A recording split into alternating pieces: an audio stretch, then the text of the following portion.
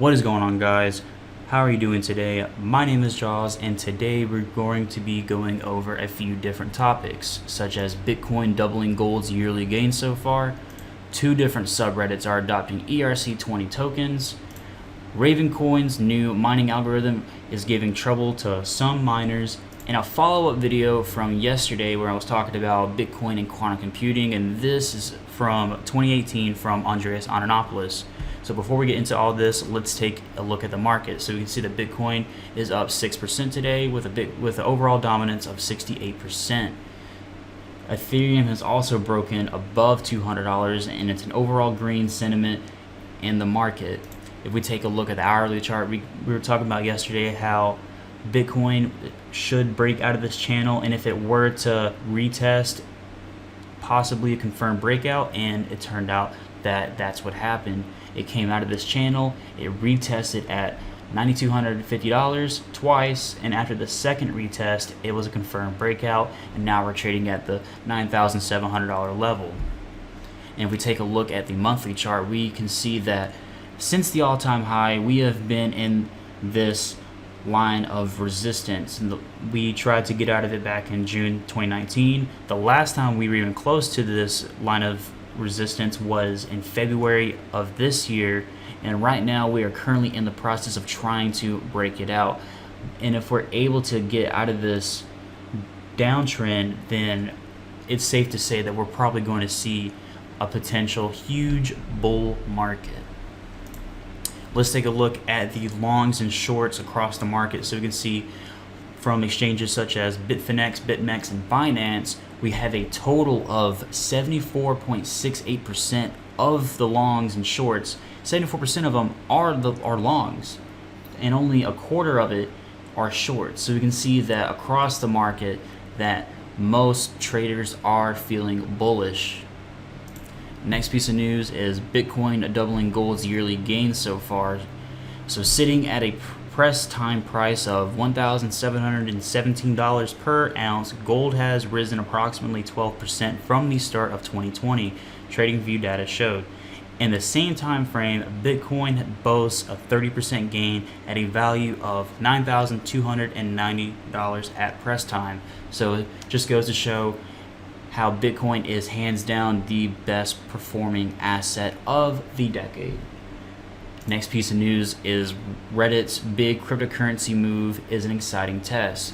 So Reddit unveils 2 cryptocurrency based around community engagement. The trial kicks off in 2 of the subreddits, one cryptocurrency and the other Fortnite. It's an important test of integrating cryptocurrency into a mainstream app. So this is very bullish. If we can see this test run for these 2 subreddits to go successfully, we can most likely see other subreddits adopting these ERC20 tokens. The beta test is currently in operation through the summer of 2020. The new system will start with the 2 communities with tokens aptly named Moon and Bricks respectively. As for what tools could achieve such an undertaking, Reddit offers up its community points, much in the same way as the existing Karma or Reddit Gold system's community points are used as a measure of reputation within the community, earned by submitting quality posts and comments. But unlike the current system, these tokens are running on a blockchain and have some fancy features. They act as a way for Redditors to own a piece of their favorite communities, and no one, not even the Reddit moderators, can seize ownership of them. So this is definitely bullish news. Like I said, if this beta test goes successfully, then we can definitely probably see other subreddits in the near future adopt the ERC20 community point tokens. So I wanted to show this Twitter page that I discovered a few weeks ago. It's the Bitcoin Stimulus Twitter page, and what they do is they track what the U.S. government's $1,200 check would be worth now if they were to use it to buy Bitcoin on April 15th of 2020. And throughout the past 2 weeks, we can see that they're posting at different price moving points, and overall, it's just a nice little meme page, and it's another reminder of what you could have done with that $1,200. If you were just put it in a savings account, it'd still be worth $1,200 to this a month later. But if you were to put that $1,200 on the 15th and wait till today, or since yesterday, it would be worth $1,624 as of yesterday. That's better than any savings account or any interest gaining account possible. So go follow this page. It's really good. I use it all the time to try to encourage my friends and family to look into investing in Bitcoin. Next piece of news, we have this from Panda Mining. Check out his channel. I'm a huge fan. I'm a hobby miner, and I learned a lot from his channel. His channel mainly talks about mining, obviously.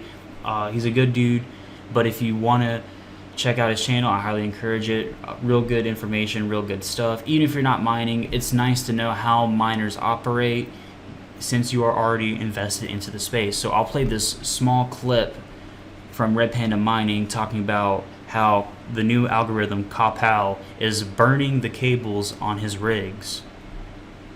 I showed you guys in the software, basically I'm having trouble now with one of the GPUs, maybe two. So we're gonna see which of these splitter cables are burnt. If there are any burnt, I'm suspecting there is after the KAWPOW. Alright, so this first one seems fine. The second one seems fine as well. This one over here. Okay, this third one here seems to be okay. Yeah, it looks to be okay. There's no brown on this one. Okay, let's take a look at the fourth one. Yeah, the fourth one, which is orange one from Amazon. This one seems fine. I haven't seen any of these burned yet. And fifth rig, let's see here.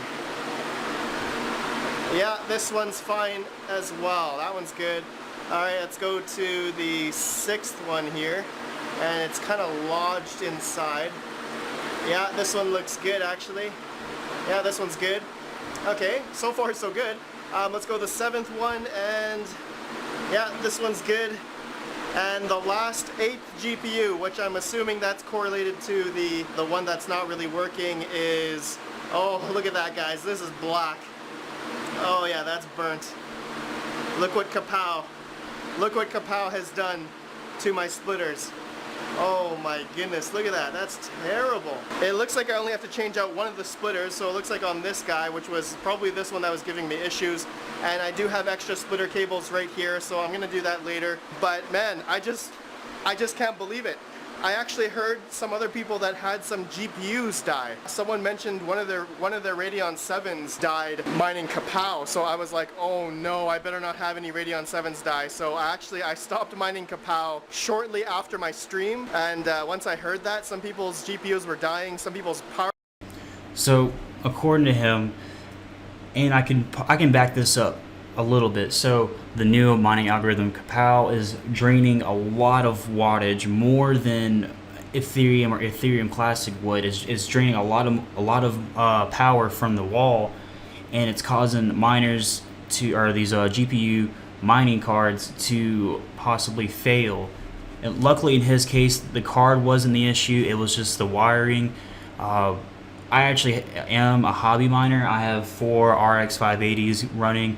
When Ravencoin did the hard fork, I actually switched over from mining Ethereum to mining KAWPOW, and I was doing pretty good for the first 2 days, but after the second day, my miner kept crashing, and it's never crashed before. Anytime when I mined Ethereum or Ethereum Classic, or just use NiceHash, it never crashed on me, and that was the first time it ever crashed, and it was because of Ravencoin. And since watching Panda Mining's recent video, I definitely switched back to mining Ethereum. It's kind of an issue. I haven't seen much news on this besides Panda Mining's video, and that's why I'm reporting on it. But yeah, a lot of miners are possibly having trouble with mining Ravencoin's new algorithm. And the last piece of news, like I said, I want to recap from yesterday's video talking about quantum computing and Bitcoin. And this is a video from September 18th, 2018 from Andreas, and he answers a person in the audience's question about the possibility of the NSA having a quantum computer and able to breaking into someone's Bitcoin wallet. So without further ado, let's check it out. My question is about security, and I've listened to one of your talks about quantum computing, and you had said that we can assume that the NSA has quantum computing currently. So my question is, how can Bitcoin safeguard against quantum computing? Because once that's reached, they'll be able to essentially break into the wallets simultaneously. That's a very good question. So quantum computing isn't a on-off thing. That's a double pun, actually. It's not like you either have quantum computing or you don't have quantum computing. The question is, how powerful is it? How many bits, how many qubits of quantum computing do you have? So the number of qubits you need to break the encryption that you have in wallets, the current set of encryption you have in most blockchains, is far greater than even the wildest speculation on what might exist in intelligence agencies. That doesn't mean it doesn't exist, but I'm not worried about the NSA having quantum computing, because one of the things that is a very basic concept in security is the idea that if you have a very powerful secret weapon, you do not use it. You wait until you have a very good reason to use it. One way of explaining that is what happened in Coventry when the British had broken Enigma. They had the most important secret was keeping secret the fact that they'd broken Enigma, otherwise they would go change the encryption code. So to keep that secret, they had to do parallel construction. If they found out that something was going to get bombed, they had to, I don't know, capture a German soldier who knew about it and then say that he told them, so that they would have a different reason. And when they didn't have a different reason, they let the Germans bomb Coventry. Thousands of people died to protect the secret of Enigma. So all I'm saying is, if the NSA has a quantum computer and they really want to people not know that quantum computer, which can also break all of the encryption keys on all of the nukes in the world, all of the communication keys and all of the nuclear subs and all of the military intelligence networks and all of the commercial networks, I don't think they're going to use it to break Bitcoin, if you know what I mean. Like, that's small fish to them. The real problem becomes when you have broad commercial availability of quantum computing, but not broad enough that all of us can use it in our wallets. And there's that interim period that's a bit awkward. And during that interim period, Bitcoin needs to change its algorithms. But one of the interesting things that happens is that while you can change the algorithms on all of the active wallets, some wallets have lost keys, or the people who had those keys are dead, and they can't change the signing algorithm, which means that those wallets will get captured by quantum computers. So one of the interesting things that happens is we will know when quantum computing exists when Satoshi's coins move. Thank you. That's one of the reasons they'll move. Eventually they will move, and they'll move because someone will be able to break the keys. But for the rest of the ecosystem, we can migrate quite easily to another algorithm. It's not really as big a threat as people think it is. The next question comes from... My question... So Andreas definitely hits the nail on the head. Even if the government had the ability to use a very, very high-tech supercomputer to break into Bitcoin wallets, they probably wouldn't do so. They would be more interested in trying to break into other things that they could actually use. And like Andreas said, Bitcoin is small fish to them. And if they were to use it, that would give out the secret that the government did have a very powerful supercomputer. And when that time does come, we can always just hard fork to a better, more difficult algorithm. But it does suck for those who have lost their keys and their Bitcoin. So that will probably be up for grabs for anyone in the future with a quantum computer capable of breaking Bitcoin's algorithm. That is it for me, you guys. I definitely appreciate you watching my video. If you like, please give it a like. If you dislike it, leave a dislike. Tell me your thoughts in the comments below. And if you enjoyed what you saw, please consider giving me a subscribe. I definitely appreciate it, and I hope you have a wonderful rest of your day.